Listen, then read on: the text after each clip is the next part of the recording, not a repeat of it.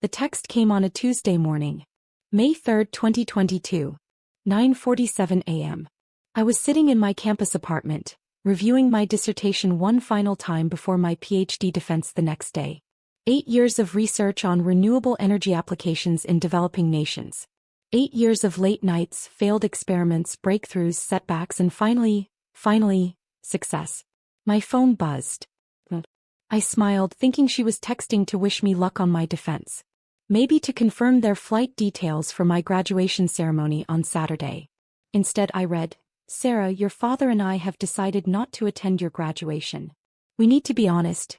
We think you've wasted 8 years on something impractical. Your brother's MBA graduation is in 2 years, and that actually matters for his career. We're saving our time and money for that. Hope you understand." I stared at the screen for a full minute. Then another text. "Also, we told everyone you're finally finishing school. They all asked what took so long. It's embarrassing explaining you're still a student at 30. I set the phone down carefully. My hands were shaking. 8 years. I'd spent 8 years pursuing this degree while working as a research assistant, scraping by on a stipend that barely covered rent. 8 years of telling my family about my research, my publications, my progress. They'd never asked a single question about my actual work. My younger brother, Derek, had graduated from undergrad 2 years ago and immediately started working at a consulting firm. He was now enrolled in a prestigious executive MBA program, 2 years part-time while working full-time. My parents talked about him constantly.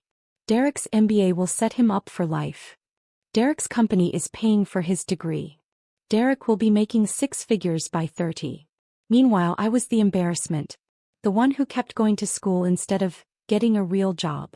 I called my mom. She answered on the 4th ring. "Hi honey. Did you get my text?" "Mom, my graduation is in 4 days. You're really not coming." "Sir, we explained this. Your father has a golf tournament that weekend. And honestly, we've been to your undergrad graduation. How many graduations does one person need? This is my PhD, Mom. It's different. It's another degree that won't help you get a job," she interrupted. "Sweetheart, we love you but we're worried. You're 30 years old with no career, no savings, no real prospects. Derek is buying a condo. What are you doing?" "I'm about to defend my dissertation. I'm about to become Dr. Sarah Mitchell." "And then what?" she asked. "Who's going to hire you? What are you going to do with a PhD in, what is it again?" "Environmental engineering with a focus on renewable energy systems." "Right. And how many jobs are there in that?" I closed my eyes. "Mom, I have a job lined up. I told you about it. That postdoc position? Sarah, that's not a real job. That's more school. It's a research position at Stanford. It pays $68,000 a year. Derek makes $95,000 plus bonuses," she said. "And he's only been working for 2 years. Everything always came back to Derek." "I have to go," I said. "My defense is tomorrow." "Good luck, honey. We do love you. We just want you to be practical." She hung up. I sat there in my empty apartment staring at my dissertation. Scalable solar microgrids for rural electrification in sub-Saharan Africa. 347 pages. 4 years of field research. Published findings in 3 major journals. Useless according to my mother. My defense the next day went perfectly. My committee praised my work.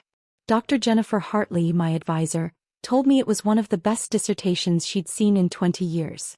"You should be proud," she said. "This research is going to change lives, Sarah." "Thank you," I said, trying to smile. She studied my face. "Your family isn't coming to graduation, are they?" I shook my head. "I'm sorry," she said gently. "For what it's worth, I'll be there.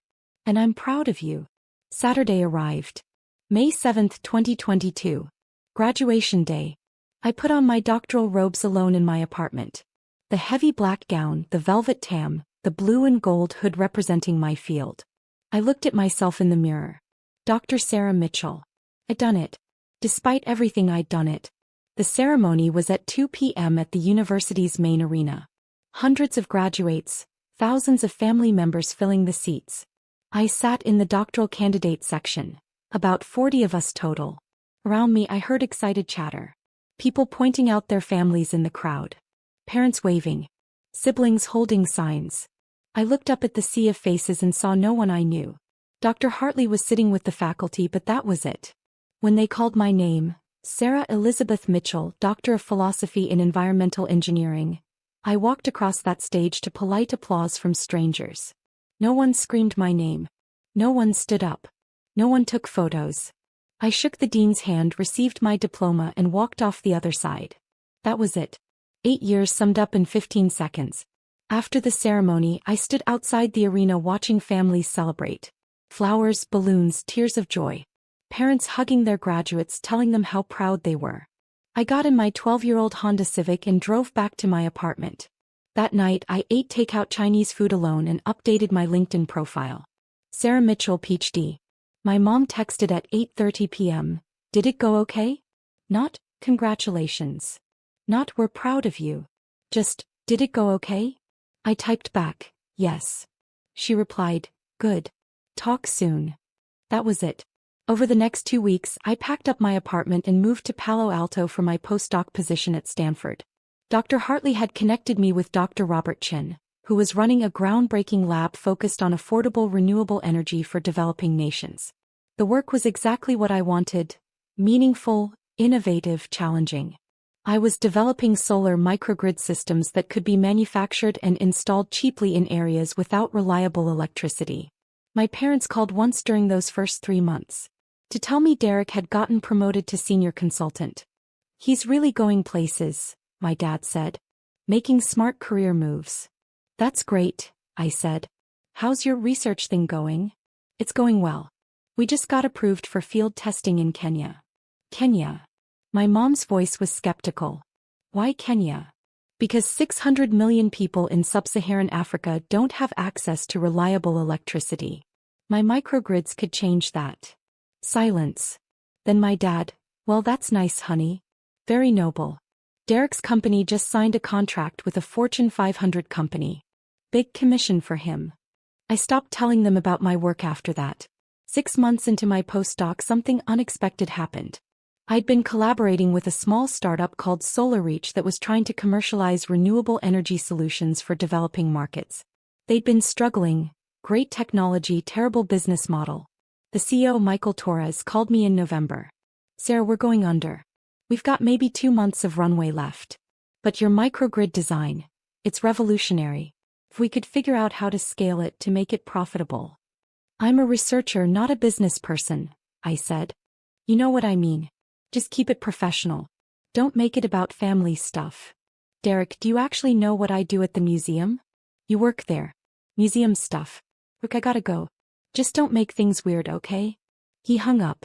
I sat there for a long moment, then pulled up the museum's website. My bio was prominently featured on the leadership page. Dr. Sarah Mitchell, Executive Director, PhD, Cultural Anthropology, Yale University, former Deputy Director, Metropolitan Museum of Art Board Member, International Council of Museums author, Cultural Preservation in the 21st Century, 2019 recipient, National Medal of Arts. There was a professional photograph of me at my desk. The museum's soaring atrium visible through the window behind me. Contact information. A detailed CV. Derek had never looked. Not once in 4 years. January 13th arrived cold and bright. I dressed carefully that morning. A tailored charcoal suit, minimal jewelry, my hair pulled back in a professional bun. I looked exactly like what I was. A senior executive in one of the world's most important cultural institutions. At 9:45 a.m. Jennifer briefed me. Congresswoman Chen's motorcade just arrived. Security is escorting her up. Her chief of staff, 2 aides and a press liaison. Press. They want photos of her with the international flags in the main hall. Good optics for her arts and culture subcommittee work. Of course. This was as much about her political profile as genuine interest in museums. At 9:58 a.m. my desk phone rang. Security. Dr. Mitchell, Congresswoman Chen's party is in the main lobby. Ready for you. I'll be right down.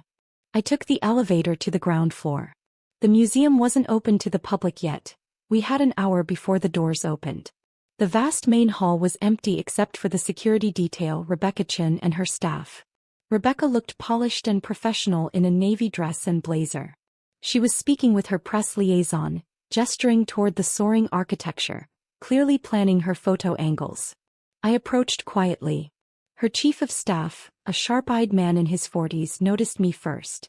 "Dr. Mitchell," he said, extending his hand. "Tom Bradford, Congresswoman Chen's chief of staff. Thank you for accommodating this tour." "Of course." I shook his hand, then turned to Rebecca. "Congresswoman Chen, welcome to the Smithsonian National Museum of Natural History. I'm Dr. Sarah Mitchell, Executive Director." Rebecca turned, her political smile in place. "Dr. Mitchell, thank you so much for..." She stopped. Her smile froze. Her eyes widened slightly. "Mitchell?" she said. "Sarah Mitchell?" "Yes." "As in, Derek's sister Sarah Mitchell?" "Yes." The silence that followed was profound. Tom Bradford looked confused. The aides exchanged glances. The press liaison kept her camera ready, uncertain whether to photograph this moment. I didn't realize. Rebecca's professional composure was cracking at the edges. "Derek said you worked at a museum. He didn't mention that I run it?" I finished gently. "No, he wouldn't have mentioned that. He doesn't actually know what I do here." Rebecca's face cycled through several expressions: embarrassment, confusion, realization. "The executive director. You're the executive director of the Smithsonian Natural History Museum. One of 19 Smithsonian museums, yes. This is my primary responsibility." Tom Bradford, to his credit, recovered quickly. "Congresswoman, shall we begin the tour? Dr. Mitchell has generously set aside 2 hours for us." "Yes," Rebecca said, but she was still staring at me. "Yes, of course." I led them through the museum, starting with the main exhibitions. I explained our mission: research, education, preservation of 145 million specimens and artifacts representing the natural and cultural history of our world. I showed them our research facilities, where hundreds of scientists conducted groundbreaking work in biology, geology, anthropology, and paleontology. Rebecca asked intelligent questions. She was clearly well briefed on cultural policy issues, and despite her evident discomfort, she engaged professionally with the material. In the ocean hall, standing beneath the model of the North Atlantic right whale, I explained our role in climate change research and public education. "We're not just a museum," I said. "We're a research institution. Our scientists publish over 600 peer-reviewed papers annually. We advise Congress on environmental policy, cultural preservation, and scientific research funding." "Congress," Rebecca repeated. "You advise Congress?" "Yes. I've testified before the House Appropriations Committee 3 times in the past 2 years. Most recently on the importance of funding for cultural diplomacy programs." Tom Bradford made a note on his tablet. "The Congresswoman chairs the subcommittee on arts and culture. I'm surprised your testimony didn't cross our desk." "It may have," I said. "I testified as Dr. Mitchell, Executive Director, not as Derek's sister." Rebecca flinched. We continued to the anthropology collections. I showed them artifacts from every continent, explained our repatriation programs for indigenous cultural objects, discussed the ethical complexities of museum collections built during colonial periods. "These are conversations the museum world is grappling with globally," I said. "Which is why the International Museum Directors Summit is so important.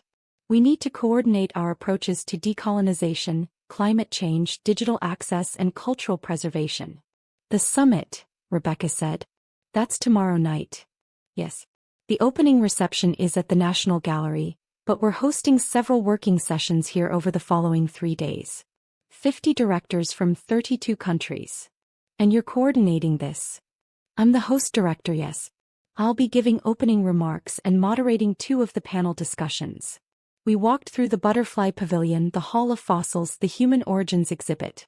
With each stop, I explained not just what visitors saw but the research behind it, the educational programming, the community outreach, the digital initiatives that brought our collections to millions of people worldwide. By the time we reached my office suite on the 3rd floor, Rebecca looked shell-shocked. "Would you like to see where the administrative work happens?" I asked. She nodded mutely. My office overlooked the National Mall.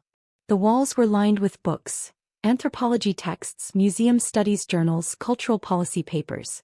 My desk held neat stacks of reports, a framed photo of me receiving the National Medal of Arts from the president, and a small fossil ammonite my mentor had given me when I finished my PhD. "This is where you work," Rebecca said, more to herself than to me. Yes. Though I spend as much time in meetings, at donor events, testifying on the Hill, or visiting our research stations around the world. Tom Bradford was taking notes more frantically now. "Congresswoman, this would be an excellent partnership opportunity. Dr. Mitchell's work aligns perfectly with your subcommittee priorities." "Yes," Rebecca said faintly. "I can see that." Jennifer knocked and entered. "Dr. Mitchell, the secretary's office called. They need your input on the French delegation's request. Tell them I'll call back in 20 minutes. Also, the director of the Louvre would like to schedule a pre-summit call with you. This afternoon if possible." Dr. Mitchell has been named to Forbes 30 Under 30 list, received the UN's Sustainable Development Innovation Award, and has published groundbreaking research in renewable energy applications. She represents the very best of what a Stanford education can achieve, using business as a force for positive change in the world. My heart was pounding. Please join me in welcoming Dr. Sarah Mitchell. I walked onto that stage into blinding applause. The screens showed my face, my name, my credentials.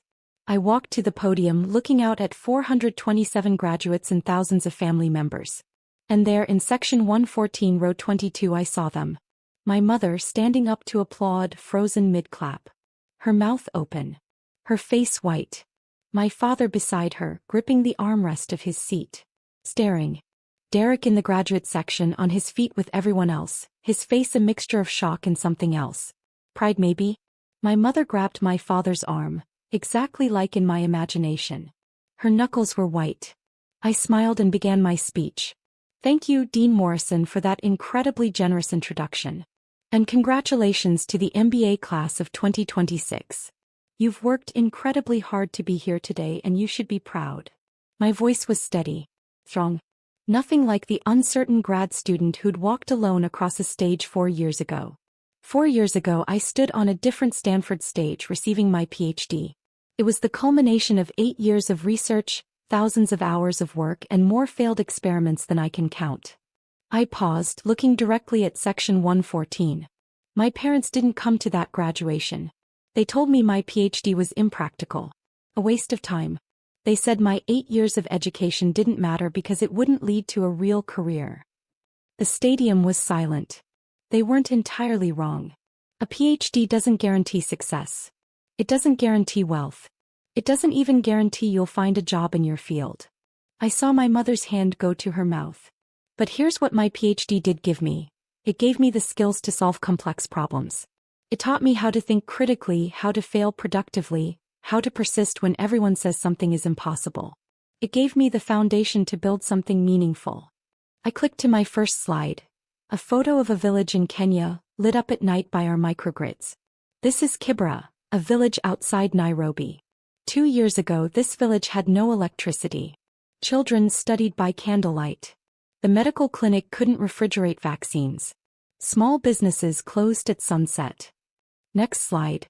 The same village transformed. This is Kibera today.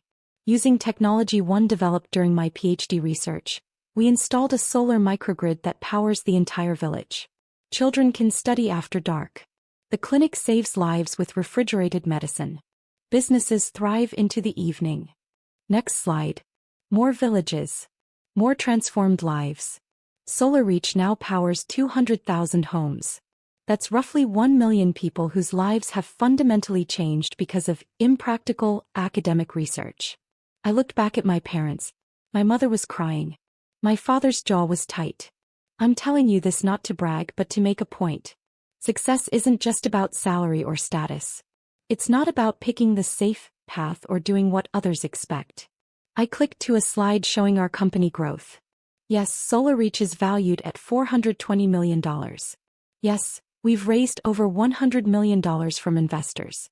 Yes, by conventional measures we're a successful company. Next slide, back to the villages. But that's not why I do this work. I do it because a child in Tanzania can now do her homework after sunset. Because a medical clinic in rural India can save lives.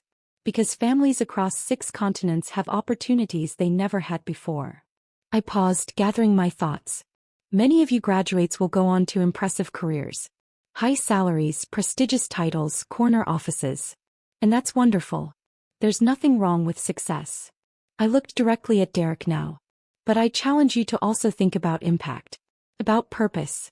About using your Stanford education, your privilege, your skills, your opportunities, to make the world genuinely better. Derek was staring at me with an expression I couldn't read. Because here's the truth. The work that matters most is often the work that looks impractical at first. The research that goes nowhere for years before it breaks through. The startup that nearly dies 5 times before it succeeds. The path that makes your parents worry because it's not safe or conventional. My voice softened. Some of you have families here who don't fully understand what you've accomplished. Who measure success only in dollar signs. Who compare you to siblings or friends or neighbors. I saw my mother wipe her eyes. That's okay. You don't need their approval. You need your own conviction. You need to believe that the work you're doing matters even when no one else sees it yet. I clicked to my final slide. Our company mission statement. Power for people, purpose for profit. In closing, I want to say this. Your MBA gives you tools. What you build with those tools is up to you. You can build wealth. You can build status. You can build security. I smiled. Or you can build something that changes lives. Something that solves real problems. Something that matters in ways that can't be measured by quarterly earnings. I looked out at all 427 graduates. You're some of the most talented, educated, privileged people in the world. Don't waste that privilege on work that doesn't fulfill you. Don't spend your life chasing someone else's definition of success. Final pause. Find the problem that breaks your heart. Then fix it. That's what your education is for. I stepped back from the podium. Congratulations, class of 2026. Thank you. The stadium erupted in applause. Standing ovation. Thousands of people on their feet. But I was only watching 3. My mother was sobbing into my father's shoulder. My father was staring at me like he'd never seen me before. And Derek was clapping, his face split in a huge grin, shaking his head in amazement. I walked off the stage. Dean Morrison grabbed my hands backstage. That was extraordinary. Absolutely extraordinary. We've never had a response like that. Thank you, I said, but I barely heard her. My mind was racing. What happened now? Did I find my family in the crowd? Did I wait for them to find me? Did I leave? The ceremony continued. Degrees were conferred. Names were called. Derek walked across the stage. Derek Michael Mitchell, Master of Business Administration. And I felt a complicated mix of emotions. Pride because he'd worked hard for this. Sadness because our parents had never seen his achievements and mine as equally valid. Anger because even now I wasn't sure they understood what they'd done. After the ceremony ended, I stood in a side hallway, unsure what to do. Graduates and families poured past. Some people recognized me from my speech and stopped to shake my hand to thank me. Then I saw them. My mother pushing through the crowd, my father behind her, Derek trailing with his diploma. Sarah, my mother said, her voice breaking. She looked like she'd aged 10 years in 2 hours. Sarah, Not here, I said quietly. Too many people. I led them to a private room Dean Morrison had given me access to. We stood in awkward silence. You're a CEO, my father finally said. Of a $420 million company. Co-founder and CTO, I corrected. But yes. Why didn't you tell us? My mother asked. I did tell you. Multiple times. You didn't listen. You said you were doing research. You never said you started a company. I told you I left Stanford for a startup. You said it was impractical. Silence. Derek cleared his throat. That speech was incredible, Sarah. I had no idea you were doing all this. You never asked, I said, but not unkindly. That's not fair, my father protested. We always asked about your work. No, I said firmly. You asked if I had a real job yet. You asked when I was going to get serious about my career. You compared me to Derek constantly. But you never once asked what my research was actually about. You never asked what I was building. You never cared. We cared, my mother insisted, crying. We were just worried. You were embarrassed, I interrupted. You were embarrassed that I spent 8 years on a PhD instead of getting a job. You were embarrassed that I didn't have a conventional career path. You were embarrassed to tell people about me. That's not true. Mom, you didn't come to my PhD graduation. You said it was a waste of time. You said Derek's MBA mattered more. She flinched like I'd slapped her. And now, I continued. Now that you know I'm successful by your standards? Now that I have money and recognition and status? Now I matter. You always mattered, my father said weakly. Then why wasn't I worth a single day? Derek's graduation was worth a week of your time. Mine wasn't worth a Saturday. No one spoke. Derek looked at our parents. She's right. You know she's right. Derek, my mother started. No, Mom. I've watched you treat Sarah differently my whole life. I knew it was happening. I didn't say anything. I should have. He turned to me. I'm sorry, Sarah. I should have stood up for you. That unexpected apology cracked something in my chest. It's not your fault, I said quietly. It kind of is. I benefited from it. I let it happen. My mother was fully crying now. Sarah, please. We made a terrible mistake. We were wrong. We were so wrong. About what? I asked. About me being unsuccessful? Or about how you treated me? She opened her mouth, then closed it.